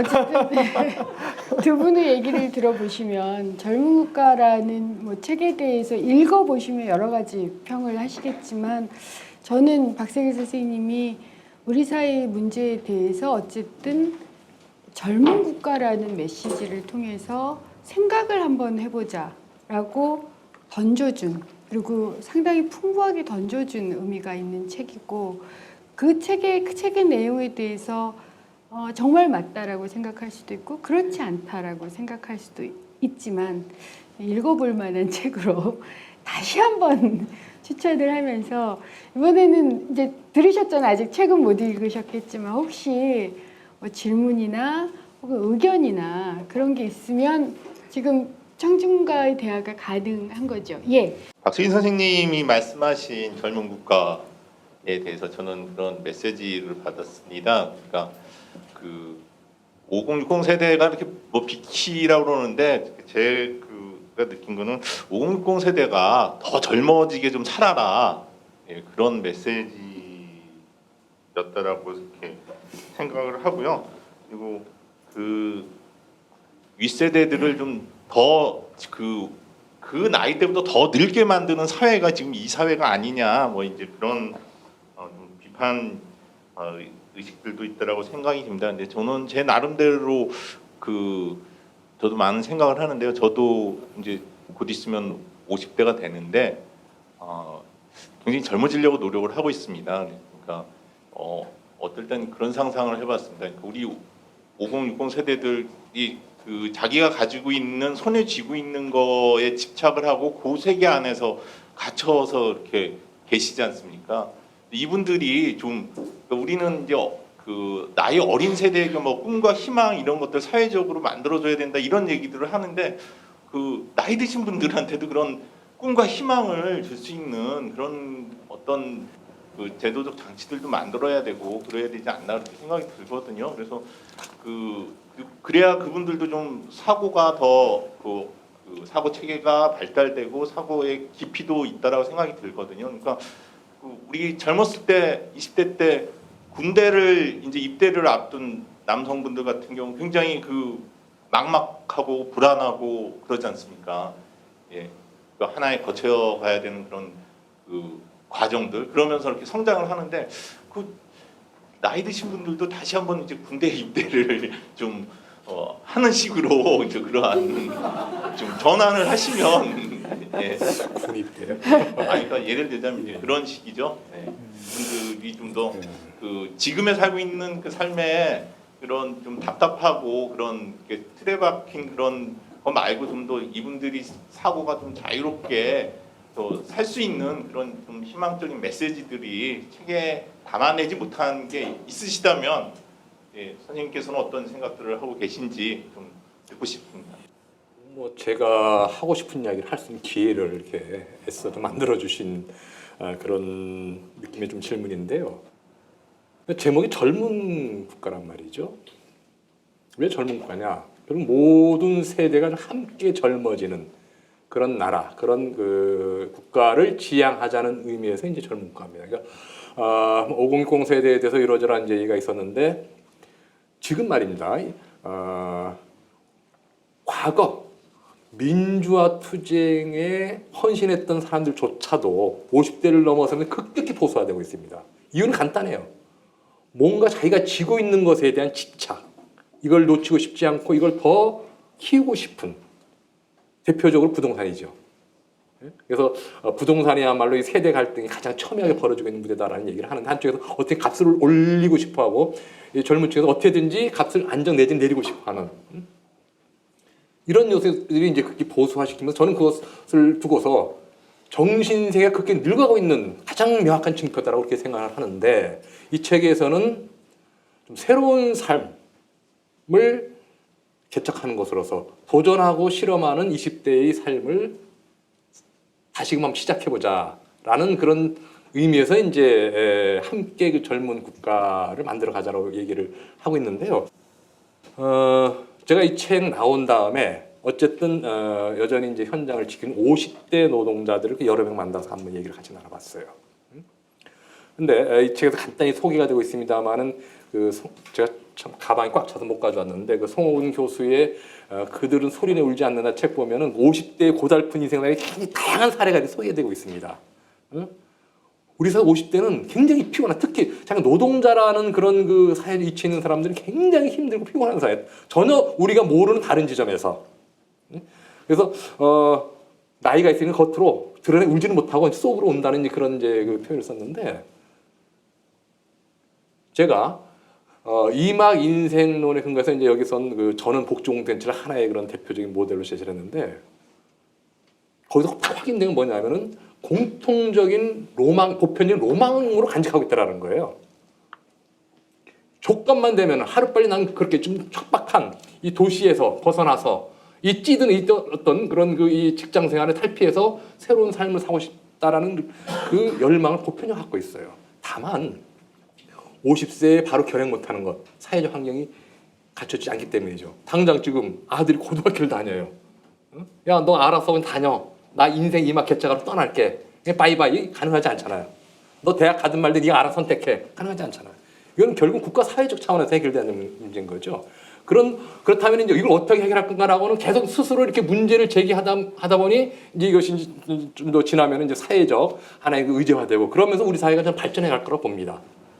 그래서 한마디로 어쨌든 간에 그 젊은 국가라고 하는 이 제목이 품고 있는 것은 뭐 누구 뭐 비껴라 뭐 그런 의미가 아니라, 당신 잘못한 게 비껴라 의미가 아니라, 그것도 이제 안에 모티브가 될 수 있겠습니다만은 이제는 그런 그 낡은 삶 벗어나서 모두가 함께 좀 젊어지는, 그럼으로써 말 그대로 세대 간에서 아름다운 상생을 좀 추구하는 그런 것을 좀, 비록 시간이 걸리고 우리 사회의 근본적인 어떤 구조 변화를 전제를 하는 것이지만은 이제는 그걸 제기하고 추구할 때가 되지 않았냐라고 하는 것을 담아낸 것이고, 얼마 전에 이제 지금은 뭐 조그만 그 사업체를 운영하는 그 대학 선배가 메시지를 보내왔더라고, 페이스북에. 대단히 논쟁적이지만은 꼭 필요한 주제를 던진 것 같다. 저는 은근히 그 힘을 좀 받았는데 아무튼 그런 일이 있었습니다. 예. 제가 이 책을 읽으면서 저는 그러니까 선생님 젊은 국가라고 얘기했는데 정치가 젊어져야 된다라는 점에서는 전 동의를 합니다. 왜냐하면 제가 이제 의원이 된 지가 2년이 됐거든요. 새정치민주연합에서 30대 의원은 딱 2명이 있어요. 청년 비례로 뽑은. 근데 제가 과거에도 그랬느냐라고 물어봤어요. 그러니까 과거 2004년 뭐 요럴 때 초선 중에 초선이 그때 108명이었대요. 108번뇌라고 불렸다고 하더군요. 근데 그 108명 중에 도대체 30대가 몇 명이었는지 세봤더니 꽤 돼요. 지금 재선이나 삼선들이 그 당시에 30대로 들어왔던 겁니다. 그래서 태거 영입을 해요. 그러니까 그 사회의 가장 젊은 기운들을 정치로 영입을 해서 키운 거죠. 근데 지금 바로 그렇게 혜택을 받았던 정치인들이 50대가 40대, 50대가 됐는데 자기 후세대를 전혀 키우지 못한 겁니다. 전 이거 명백한 자기 반성과 책임이 있어야 될 지점이라고 생각해요. 왜냐하면 이 엄청난 어쨌든 자원과 권력을 갖고 있는 사람들이 자기 후세대를 키우는, 그래서 지금 30대 지금 그 불온하고 도전적이고 발랄하면서 비판적인 의식을 혹은 행동을 정치에 담아내지 못했다. 저 그 점에 있어서는 적어도 문제가 있다. 그래서 특정 세력은 확실히 자기 반성을 해야 된다. 라고 저는 생각을 하는데, 아까도 말씀드린 것처럼 일상 삶에 있어서 이것을 세대 간의 갈등이라고 볼 것인지 아니면 좀 더 다른 문제라고 볼 것인지에 대해서는 전 여전히 제가 좀 더 고민을 해봐야 되겠다. 다만 선생님 책을 읽으면서 저는 이제 어쨌든 나이 들어서 초선이 됐기 때문에 그래도 나이 든 사람이어서 제가 만약 정치를 계속 한다면, 그러니까 이 젊고 불온하고 역동적인 힘을 제가 끌어들이는 역할을 하지 못한다면 그것은 제대로 된, 그리고 정말 이런 반성을 하는 정치는 아니겠다. 적어도 제가 선생님 책을 읽으면서 그것에 대한 고민은 꽤 많이 들어서 전 그 점에 있어서는 좀 감사를 드리고, 여러분도 책을 읽게 되시면 아마 또 여러분의 위치에서 다양한 고민을 좀 하시게 될 책이 아닐까 싶고요. 혹시 네. 권지웅 씨는 의원이 되실 생각 있어요? 아. 나중에 정치를 네, 정치를 할 어떻게 생각하세요? 저는 아직 군대를 다녀와야 돼가지고 아, 군대 안 갔다 오셨군요. 네.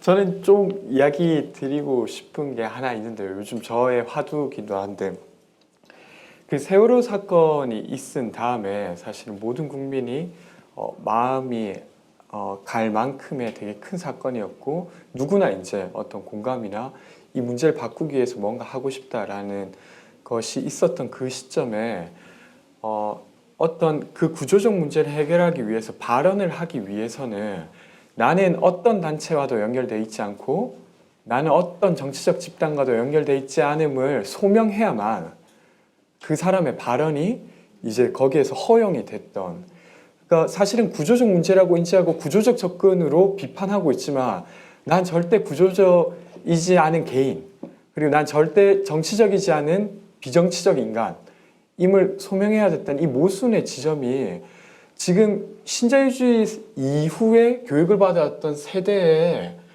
가지고 있는 되게 중요한 질문이 아닌가 이런 생각을 합니다.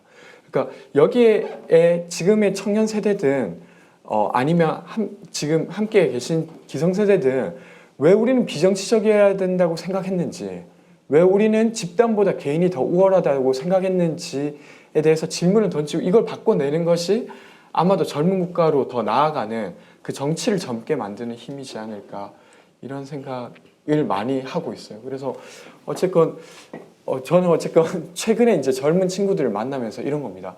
민달팽이 유니온에 가입하려고 하다가 야 이거 가입하면 누가 다른 사람이 알 수 있는 거야? 이런 질문을 하거든요.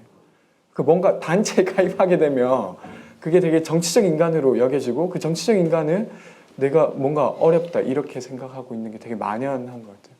그래서 이런 것들 극복해내는 게 또 젊은 세대가 정말 젊은 세대다워지는 또 방법이지 않을까. 하여튼 뭐 좀 개인적으로 고민이 되는 부분이 이 부분이라서 그런 이야기를 드렸습니다. 그 점은 참 차이가 나는 것 같아요. 저희는 비정치적이 되기를 교육받았거든요. 고등학교 때까지. 대학에 딱 들어오는데 제 눈앞에 그 백골단이라고 그때 불렸는데 전경들이 대학에 그냥 상주를 하고 제 친구를 강간을 하는 그 상황에서는 정치적이 될 수밖에 없었어요. 그리고 저는 제가 정치적이 되지 못했음 때문에 굉장히 부끄러웠던, 그러니까 어떤 거냐면 제가 처음에 대학교 1학년 때 데몬스트레이션을 처음 본 거죠. 민주주의, 피 흘리는 민주주의를 지키기 위한 학생들의 데몬스트레이션이 있었는데 전경들이 그때 지랄탄 같은 거라고 해야죠. 막 난리가 나는 이 상황에서 너무 겁이 나서 도서관에 있다가 대운동장까지 한 5분 이상을 죽으라고 뛰었어요. 너무 겁이 나서 도망을 온 거죠. 도망오고 그 대운동장에서 펑펑 울었는데, 그러니까 양심을 지키고 민주주의가 맞다라고 생각하고 그런 책을 읽었던 너는 고작 이런 폭력 앞에서 등을 보이면서 도망을 치는구나. 그래서 이제 저 같은 경우는 학생 운동 내에서 이 절대로 운동을 하면 안 될 그 부류에 속해 있었던 사람인데, 그러니까 아무도 저를 정치적인 그룹에 받아들여 주지를 않았어요. 그래서 제가 직접 찾아가서 나는 정치적 그룹에, 그때는 이제 비밀스러운 그룹이었지만 정치적 그룹에 소속되겠다고 쫓아다녔었던 적이 있거든요. 그러니까 결국 저희 세대는 비정치적이어야만 되기를 강요받았다. 자발적으로 정치적 그룹이 돼서 지금까지 살아왔다면, 이 세대는 계속, 그러니까 경쟁이나 네. 혹은 취업이나 뭐 이러한 여러 가지 때문에 계속 비정치적이어야 되는 문화 속에서 살아온 것 같아요.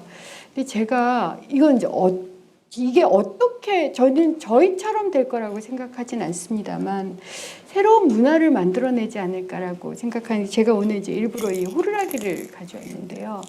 어제 국회에 단원고 학생들이 오셨습니다. 근데 그 장소에는 제가 LG 하청 노동자들하고 같이 있어야 됐기 때문에 그 시간에는 못 있었고요. 오늘은 이제 어떤 여중생들이 왔느냐면 용산 도박경마장, 화상경마장이라서 도박경마장이 지금 정부에서 만들고 있는데 사행산업이죠. 도박업이죠. 그 바로 200m 옆에 성심여고와 성심여중이 있습니다. 그리고 도박경마장 그 위에서 보면 보여요, 서로. 그 정도로 가까워요. 그런데 이 도박업을 하는 주변을 아마 안 가보셨겠지만 하여튼 굉장히 좀 위험스럽게 됩니다. 그 주변이. 그래서 1년 넘게 이 학생들과 학부모님과 선생님들이 반대를 하셨더라고요.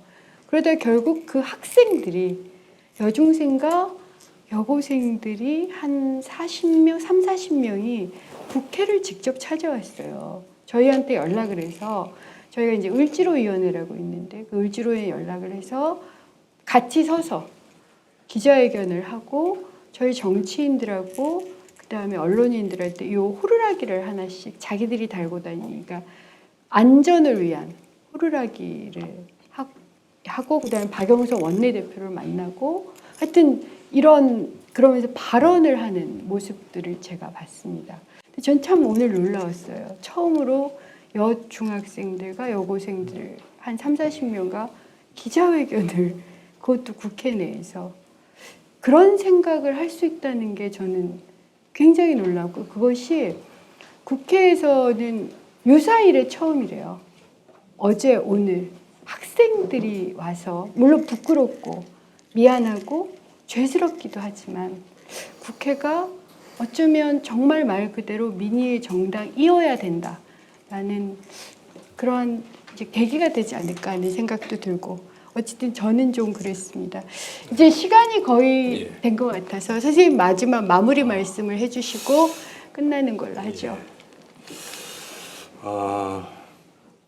어쩔 수 없이 이렇게 과거와 현재를 이렇게 오가면서 이야기를 좀 나누게 됐는데요. 이게 잠시 좀 80년대로 돌아가자면은 아마 그 점에서는 뭐 우리 의원님이 훨씬 더 치열하게 사셨습니다만은 당시 그 학생 운동을 하던 사람들 이 가슴 한복판에는 노동자라는 세 글자가 딱 새겨져 있었습니다. 그야말로 역사의 주체로서 새로운 미래의 창조자로서 노동자라고 하는, 그리고 그 노동자들을 만나기 위해서 이제 다투어서 이제 현장으로 이렇게 달려갔었는데, 근데 실제 만난 노동자들의 모습은 굉장히 그 모순투성이었죠. 대단히 이중적이고, 분명히 잠재력은 그 안에 이렇게 끓고 있었으나 드러난 모습은 뭐 주면 주는 대로 받고 시키면 시킨다는 대단히 그 수능적인 그런 모습이었습니다. 허나 그 투쟁을 거치면서 전혀 다른 이제 모습으로 이제 태어나게 되는데 지금의 2030이라고 표현되는 이 젊은 세대들의 모습만 딱 그대로 놓고 보면은 저 친구들이 젊은이 맞아? 이래가지고 우리 대한민국의 미래가 보장될 수 있겠어라고 하는 그 회의를 느낄 수 있는 굉장히 많을 거예요. 근데 저는 이제 감히 이제 이 책을 통해서 이제 강조하고자 했던 바는 역사라고 하는 그런 흐름 속에서 이들은 말하자면은 그 조각된 존재들이고 분명히 그 미래를 책임질 수 있는 우리에게는 하나의 희망으로 다가오는 그런 세대라고 하는 것을 좀 긍정적으로 묘사하려고 좀 노력했던 것이고 실제 이들이 어떻게 이제 앞으로 역사를 만들어 갈지는 지나온 과정보다 앞으로 지나온 과정 몇 배의 험난한 힘든 과정들이 기다리고 있을지는 모르겠습니다. 그러나 이미 뭐 촛불시를 포함해서 다양한 형태로 우리 여기 있습니다. 그리고 우리는 이런 사람이다라는 것을 다양한 형태로 그 메시지를 던졌다고 봐요. 다만 뭐 정치 세계에도 잠시 언급이 있었습니다만은 위 세대가 이것을 제대로 인식하고 그들이 젊음을 자유롭게 마음껏 발산할 수 있는 환경을 만들어주기 노력하고 있는가, 노력 또 해왔는가라고 하는 것에 대해서는 우리는 근본적으로 되짚어야 되는 거 아니냐. 그래서 그런 생각을 합니다. 고등학교 다니는 친구 하나가 이 책을 보더니 맞아, 우리 대한민국 완전히 정치 상태에 빠졌어 하면서 딱 드는 얘기가 주가가 변동이 없었다는 사실. 그 사람들한테는 이 한마디면 아 우리가 정치 상태에 빠져 있구나라고 하는 것을 딱 이제 한마디로 설명할 수 있는데 이 굳은 머리로 뭔가 어떤 창조적인 아이디어를 내놓으려고 하지 말고 정말 그런 창조적 열정과 에너지 그다음에 아이디어 들고 있는 그런 세대들이 자유롭게 자신을 발산할 수 있는 환경을 만들어 주는 것이 일차적인 목적 임무 아니겠느냐라고 하는 이제 그런 얘기를 좀 나누고 있습니다. 나누고 있고 어떻게 보면은 새삼스럽지 않은 많은 사람들이 얘기해왔던 그런 얘기들을 이제 다시 한번 모아서 이렇게 제기한 것은 그만큼 주제가 절박하다고 하는 것을 다시 한번 좀 뭡니까 이 책에서 강조하는 정도가 아니겠는가라는 생각이 좀 드는데요. 아무튼 오늘 뭐 귀중한 시간 내줘서 정말 고마운데 다시 한번 정리해서 말씀드리면은 저는 여기 40대 분도 많이 계시는데. 정말 이제 일어났으면 좋겠습니다. 40대 분들이. 그리고 아래든 위든 우리 40대가 이제는 좀 길을 피고 앞장서 나갈 수 있는 그런 말하자면 좀 응원을 보내주면 좋겠고 우리 20, 30대 분들 제대로 한번 미래를 좀 준비하는 그럼으로써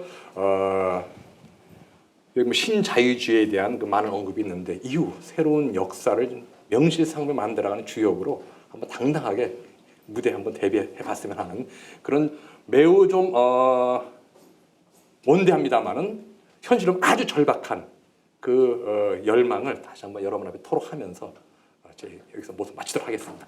예, 감사합니다. 감사합니다.